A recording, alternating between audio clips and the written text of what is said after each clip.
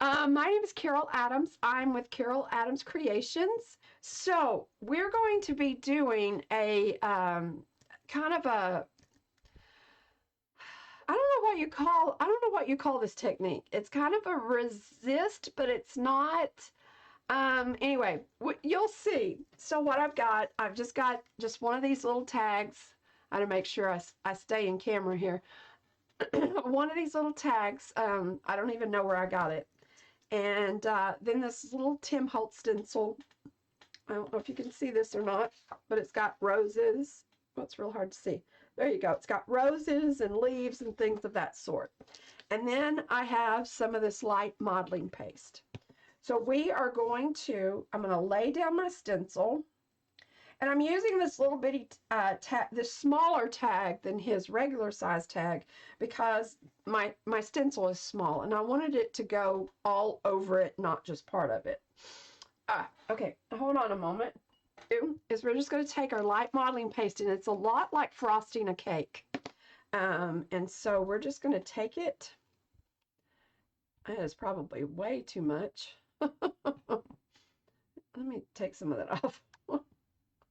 All right, and I'm just going to start at the top, and I'm going to pull down. It's really best if you don't go, over it a bunch of times, because when you do that, it makes the paste or whatever it is that you're using, it makes it kind of seep under. As I get it on my finger, it makes it seep under the stencil, and we don't want that. So we're just going to take, and I really did this on the opposite side. Hold on a moment. Let me get it on the side that I can work with here. Okay, so we're just going to put our stencil here. And all I'm going to do is I'm just going to set it up here, and I'm just going to run it down.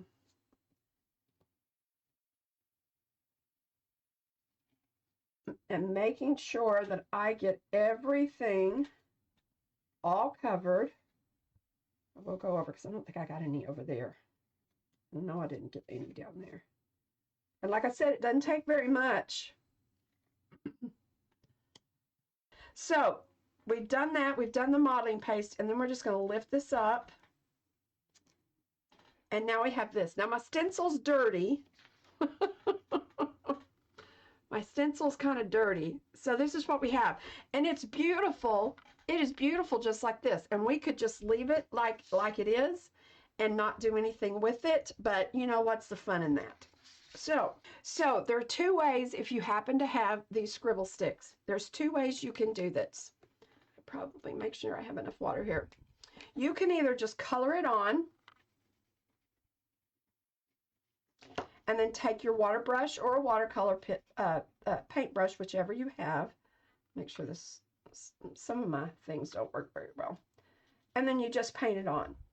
But what I'm going to do, I'm going to actually take my water brush onto the end and just get the paint. I mean, get the, the crayon on my, and see how much of a brighter, I should have used a white tag, but that's okay. You get a little bit better coverage. And then you just continue to paint. I'm going to paint around all of that texture that I put on there. Hey Capri, how are you? This is that technique I was telling you about on Sunday. Using the modeling paste and then watercolor. I'm actually using scribble sticks. I've done my texture paste through a stencil.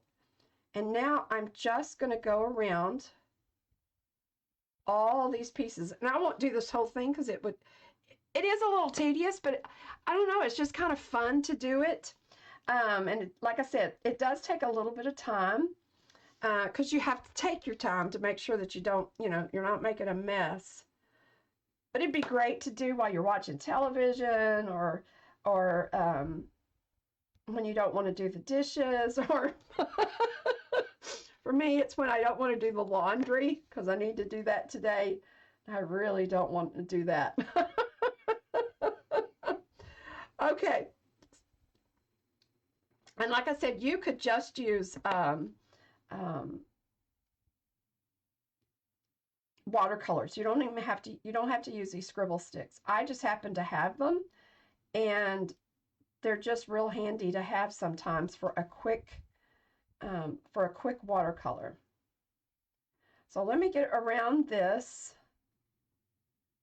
And I wanted to do around a flower, so I guess let me get down here.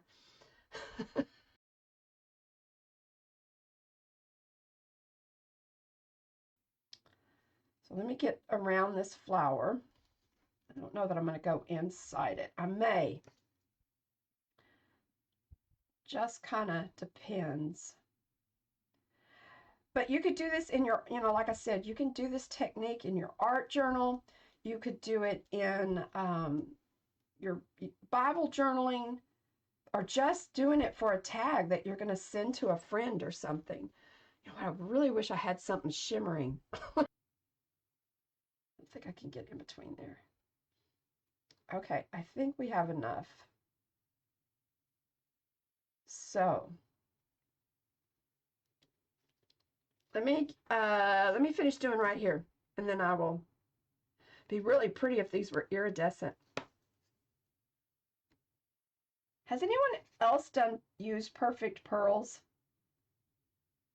I have a box. I've used it one time, and I haven't figured out if I like them or not.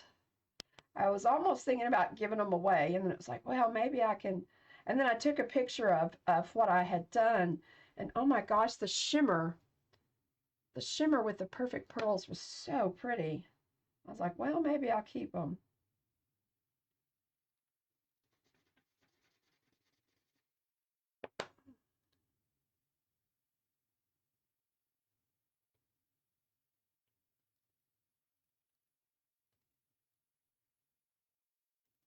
Okay, and then I'm going to do this one down here, and I may add a little pink to it or something. I should have a palette instead of this, but this is what I have, so.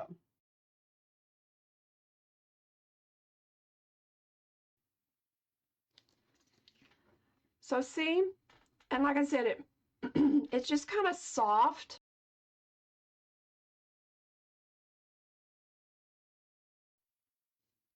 Okay, so I'm just going to stop there, but you can see how pretty it is. And then I think it would be really pretty, and I may do that. I have some of that shimmer spray, if I didn't get rid of it. But I have some of that shimmer spray that I think I'm going to spray on top of it, because I think it would just really add something to this tag. And so, like I said, this is just quick and easy. It does take a little bit. It's not really quick, but it's quick getting everything ready. And then it does kind of take a little time, but it's kind of meditative just to sit here and paint around everything. And then when you get finished, you feel like you're, you feel like you're an accomplished watercolor artist, and you really haven't done very much.